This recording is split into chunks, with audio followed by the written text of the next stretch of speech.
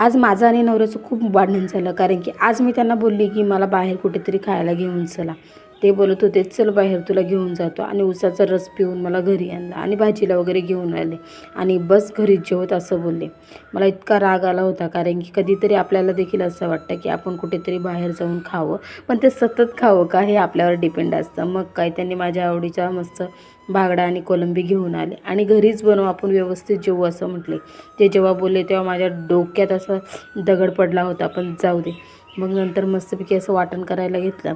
मनात इतका राग होता ना, पण मुलं देखील आपली उपाशी राहतील आपल्या रागाने, त्याच्यामुळे व्यवस्थित असं जेवण बनवायला घेतलं. आधी कोलंबीची भाजी बनवायला घेतली आणि ती मला प्रचंड आवडते, आणि ही कोलंबी जर आपण बाहेर घेतली असती तर त्याचा खूपच रेट असता.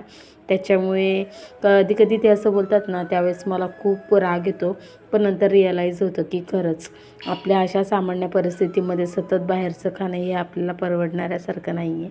त्याच्यामुळे त्यांनी माझ्या आवडीचीच मच्छी आणली होती आणि ती मी आदळआपट करत बनवत राहिली, आणि मग नंतर व्यवस्थित जेवण बनवलं आणि मग काय जेवायला बसले. आता कोण कोणाला सांगायचं, गपचूप मुकाट्याने जेवायचं. चला भेटूया नेक्स्ट व्लॉगमध्ये, तोपर्यंत बाय.